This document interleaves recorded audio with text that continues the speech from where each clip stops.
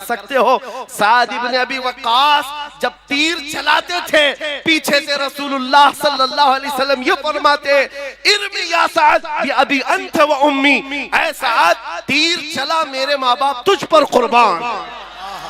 सारी दुनिया कहती है रसूलुल्लाह के दरबार में ऐ अल्लाह के नबी मेरे माँ बाप आप पर कुर्बान। साद इब्ने अबी वक्कास तन्हा वो सहाबी है जिसको अल्लाह के रसूल कह रहे हैं मेरे माँ बाप तुझ पर कुर्बान, तीर चला। नारे तकबीर, नारे रिसालत, अज़मते सहाबा, जिक्रे सहाबा, ज़िक्रे सहाबा। साद इब्ने अबी वक्कास ने बढ़ करके उसको ढेर किया और जैसे इनकी रात की दुआ थी सीने पर चढ़ करके कहा इस्लाम था, इस्लाम है, इस्लाम रहेगा। शाम हो गई जब जंग खत्म हुई, मैं मुख्तसरन अर्ज कर रहा हूं, और जब पता ये चला कि मुसलमानों में 70 शहीद हो गए हैं, साद इब्ने अबी वक्कास कहते मेरे दोस्त मेरे जिगरी यार की क्या खबर है। साहबा ने कहा तुम्हारा दोस्त अब्दुल्ला बिन जहश शहीद हो गया। इतनी खबर थी दिल पर बिजलियां गिरी, बहुत गहरे दोस्त थे। साद इब्ने अबी वक्कास ढूंढते हुए आते ही देखा अब्दुल्ला बिन जहश के टुकड़े किए जा चुके थे, 80 टुकड़े। साहबा से पूछा कि कैसे हैं। साहबा ने कहा ये मस्त और दीवाना वार लड़ते हुए ऐसे घुस गए और नरगे में फंसे तो सामने से दाएं से बाएं से पीछे से इनको इतना मारा गया, हर जख्म पर चिल्लाते थे अल्लाह अकबर, अल्लाह सबसे बड़ा है। उसके बाद शहीद हो गए और उनके टुकड़े किए गए। साद इब्ने अबी वक्कास टुकड़ा उठाते हैं और कहते हैं मेरे अब्दुल्ला कल मैंने भी दुआ की थी और तूने भी दुआ की थी, मेरी भी कबूल हुई तेरी भी कबूल हुई, लेकिन कसम रब्बे सुल जलाल की मेरी दुआ से तेरी दुआ कई दर्जे अफजल है, इसलिए कि हुजूर की मोहब्बत में मारना और है, हुजूर की मोहब्बत में मर जाने का मजा और है। आला हजरत इसी को कहते हैं जान है इश्क मुस्तफा रोज वजू करे खुदा, जिसको हो दर्द का मजा नाज़े दवा उठाए क्यों। हुजूर की मोहब्बत में जो दुनिया से जाता है वो एक लज्जत लेकर के जाता है, वो एक मजा लेकर के जाता है। लिहाजा मेरे अजीजों मैं आपको सिर्फ ये बातें इसलिए अर्ज कर रहा हूँ कि ये शहादतें तारीख में रकम हैं। हम बार बार अपने बच्चों को इसलिए सुनाते हैं कि कोई गटर से निकला हुआ कीड़ा इनको डरा न दे और आप डर भी न जाएं। ऐसे हालात होते हैं, अभी अभी मौसम में निकले हुए कभी तुमको छोटी छोटी चुरियां लेकर के लहरा करके दिखाते, ये देखो हम आ रहे हैं हम आ रहे हैं। गीदड़ों से कहो ये अल्लाह के नबी के वो शेर हैं जो 1400 साल से करबला सुनते आ रहे हैं। नारे तकबीर, नारे रिसालत। हालात जैसे भी हो मेरा मैसेज सिर्फ इतना है अपने ईमान का सौदा कभी नहीं होने देना, अपने दीन का सौदा कभी नहीं होने देना। इस्लाम के मुतालिक तुम ज्यादा फिक्रमंद भी मत हो, इस्लाम अपना दिफा खुद करता है, इस्लाम अपना डिफेंस खुद करता है। ये इस्लाम वो पौधा है जो ततारियों की बड़ी आंधियों में भी महफूज रहा है। हाँ चंगेज और हलाकू के दौर में भी इसका बाल बेका नहीं हो सका। आपको पता है बगदाद में ततारियों ने कत्ले आम किया था, सबको सुला दिया है, खून से लाल कर दिया है। और ततारी बादशाह की बेटी शाम में घूमने के लिए निकली है तो उस वक्त देखा कहीं से अजान की आवाज आ रही। हमने तो बगदाद की ईंट से ईंट बजा दी फिर भी आवाज आ रही।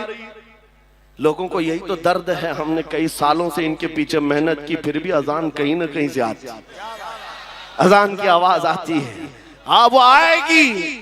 एक बात बता दूं कफील साहब इसको नोट करें, एक मस्जिद में किसी बुत के रख देने से वो बुत कदा नहीं होता। तारीख गवाह है 307 काबे के अंदर थे तब भी काबा काबा था।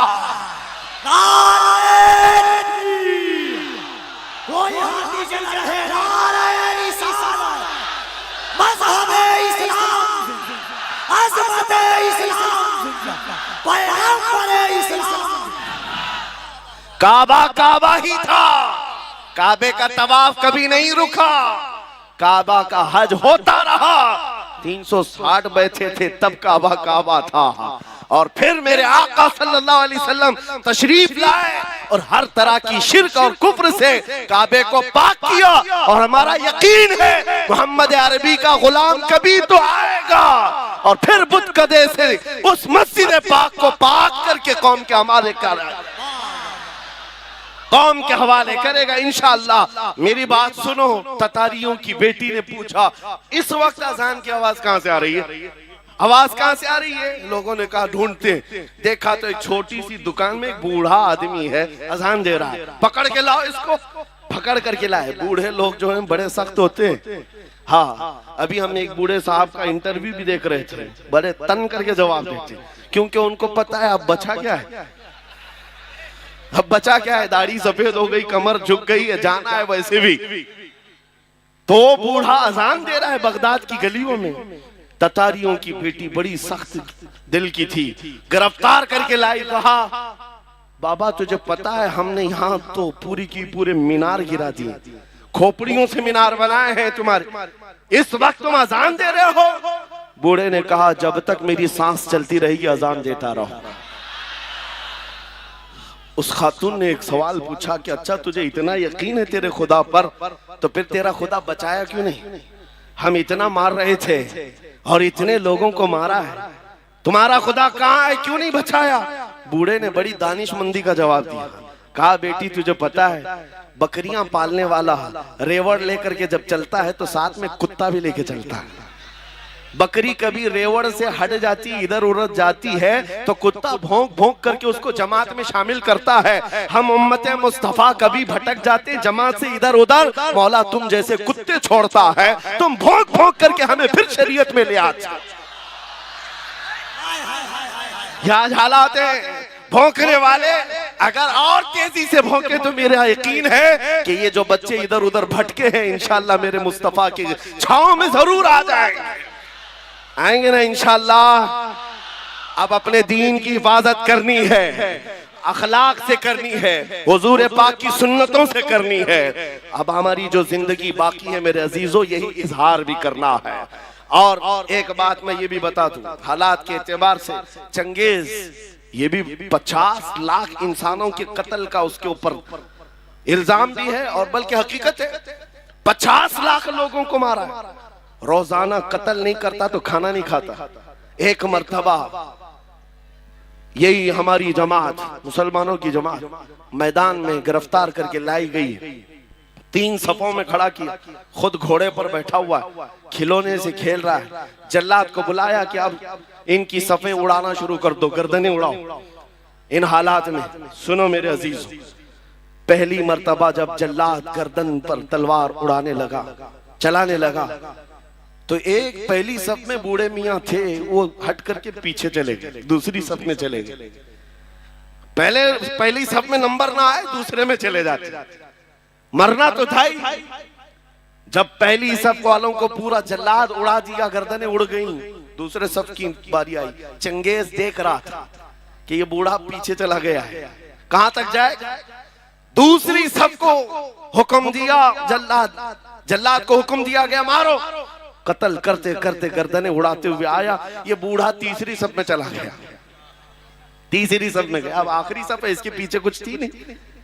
अब चंगेज ने तीसरी सफ के कत्ल के हुक्म से पहले मजाक में कहकहा मार करके पूछा, बूढ़े पहली सफ में खड़ा था दूसरी में आ गया, दूसरी में खड़ा था अब तीसरी में आ गया, तीसरी की बारी शुरू हो रही है, अब कहां जाएगा? बूढ़े ने कहा अब भी मेरा अल्लाह है, अब भी अल्लाह है, ना उम्मीद नहीं है। उसने अभी जल्लाद को हुक्म दिया ही था।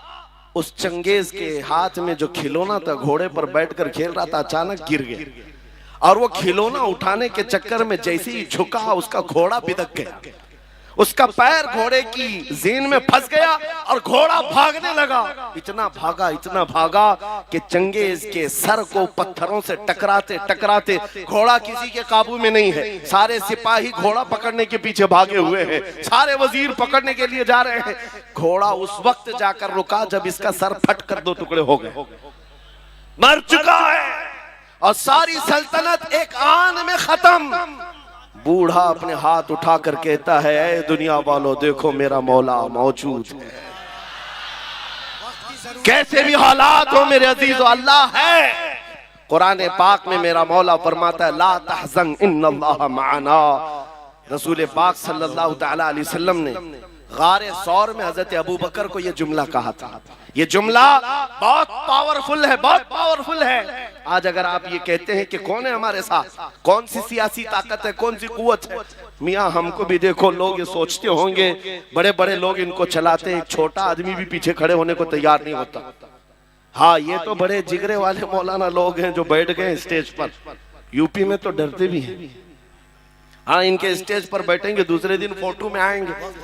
हाँ, एक मौलाना साहब उन्होंने कहा भी, आपके साथ बैठे थे, दूसरे दिन पुलिस वालों ने उठा लिया।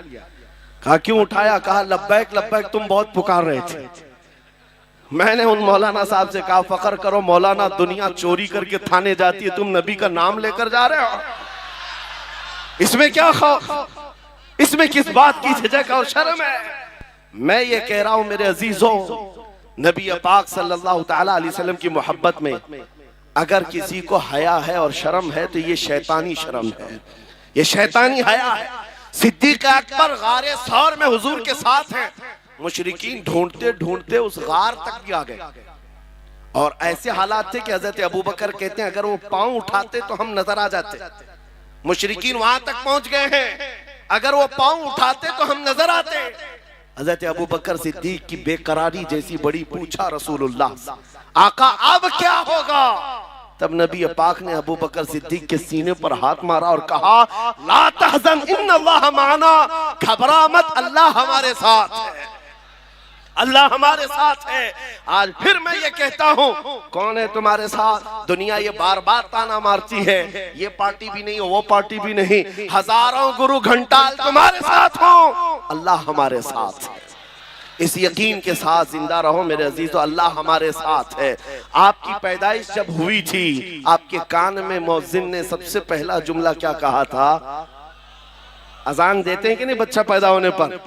बोलो जोर से, क्या कलमा था? अल्लाह हो, अल्लाह हो, अल्लाह अकबर का मतलब अल्लाह सबसे बड़ा है। और उसके बाद जिस दिन तुम मरते हो, कफन पहना करके जनाजा लाकर रख दिया जाता, इमाम तुम्हारे जनाजे पर तकबीर उठाकर सबसे पहले क्या कहता है? क्या कहता है? हम इस दुनिया में आए थे अल्लाह अकबर सुन करके, दुनिया से जा रहे अल्लाह अकबर सुन करके। यह अकीदा है इस दुनिया में हम मुसलमान अल्लाह से बड़ा किसी को नहीं मानते। अल्लाह सबसे बड़ा है, अल्लाह सबसे बड़ा है। इस ईमान के साथ जियो मेरे अजीजों। आपको पता है आज के हालात में लोग तुम्हें ये कहेंगे, सब आधा इधर आधा उधर करके चलो, लकुम दीनुकुम वलिय दीन की बात है। कुछ पीर लोग भी आए, कुछ मौलवी लोग भी आए, जरा इनका भी दिल रख लो, जरा इनका भी दिल रख लो। एक मियान में दो तलवार नहीं रह सकती। आप इस बात को याद रखो, इस्लाम पर हो तो इस्लाम पर पूरे के पूरे उतर जाओ।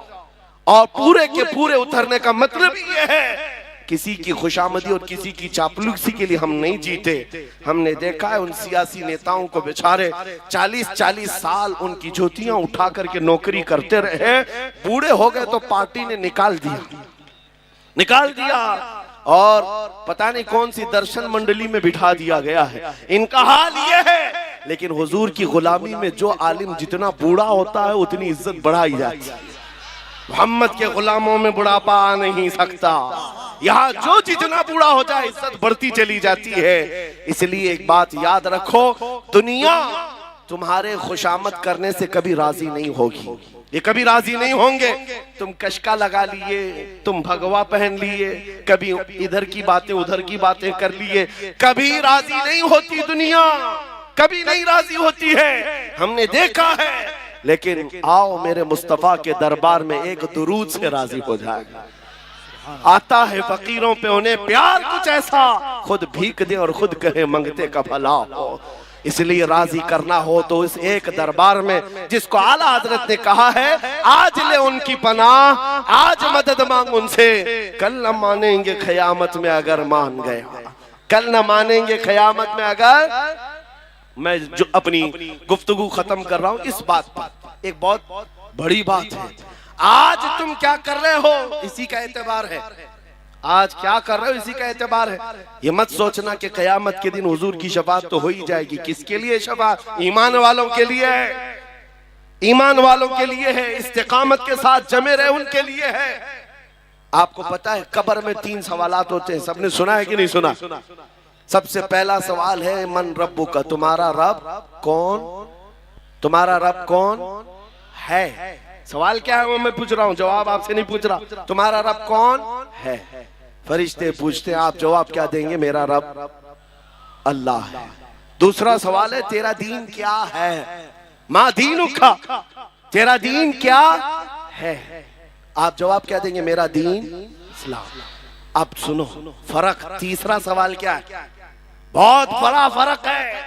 पहले 2 सवालों में ये पूछा गया तेरा रब कौन है, तेरा दीन क्या है का लफ्ज है। और तीसरे सवाल में पूछा जा रहा है मा कुंत तकुलु फी हक़्क़ि हाज़र रजुल। हुजूर को दिखाकर फरिश्ते पूछेंगे इनके बारे में क्या कहता था, ये नहीं क्या कहता है।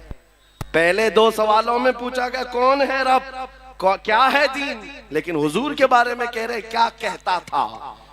अब क्या कहता है वो तो हर कोई कहेगा हुजूर को देखकर कि ये आका है, ये मौला है। हुजूर के जलवों को देख करके फिर हर कोई मान ले जाए, उस वक्त मानना एतबार नहीं होगा। इसीलिए फरिश्ते क्या पूछ रहे हैं, क्या कहता था। इसीलिए आज के दौर में क्या कहते थे इसी का एतबार होगा। ऐ सुन्नी हो, कब्र के अंदर वो सुन्नी गुलाम मुस्तफा मचल करके कहेगा हुजूर के बारे में क्या कहता था। वो अपोजिशन वाले हैं जो डर जाएंगे, हुजूर के बारे में जवाब नहीं दे सकेंगे, जवाब नहीं दे सकेंगे और वो डर जाएंगे। क्या कहते थे उनको पता है, यही तो कहते थे पीठ पीछे का इल्म नहीं, यही तो कहते रहे माज़ अल्लाह बच्चों के इल्म के बराबर, ये सब बोलते रहे। वह कब्र में क्या बोल पाओगे। हाँ, सुन्नी गदा कहेगा ऐ फरिश्तों अब तो पाए नाज से ऐ फरिश्तों क्यों उठूं, मर के पहुंचा हूं यहाँ इस दिलरुबा के वास्ते, मर के पहुंचा हूं यहाँ इस दिलरुबा के वास्ते। हुजूर के बारे में क्या कहता था, यही तो कहता था सरवर कहूं कि मालिको मौला कहूं तुझे, बाग़े खलील का गुले ज़ैबा कहूं तुझे, तेरे तो वस्फ़ ऐब तनाही से हैं बरी, हैरान हूं मेरे शाह मैं क्या क्या कहूं तुझे। लेकिन रज़ा ने खत्म सुखन इस पे कर दिया, खालिक का बंदा खल्क का आका कहूं तुझे। बस मेरी गुफ्तगू खत्म हो गई इस बात पर कि अब जीना है तो इस्लाम पर खुल करके अमल करना होगा। अमल करेंगे इंशाअल्लाह और ये नारा लगाएंगे इस्लाम था, इस्लाम है, इस्लाम, इस्लाम था, इस्लाम है, इस्लाम, इस्लाम था, इस्लाम है, इस्लाम। लब्बैक या रसूल अल्लाह।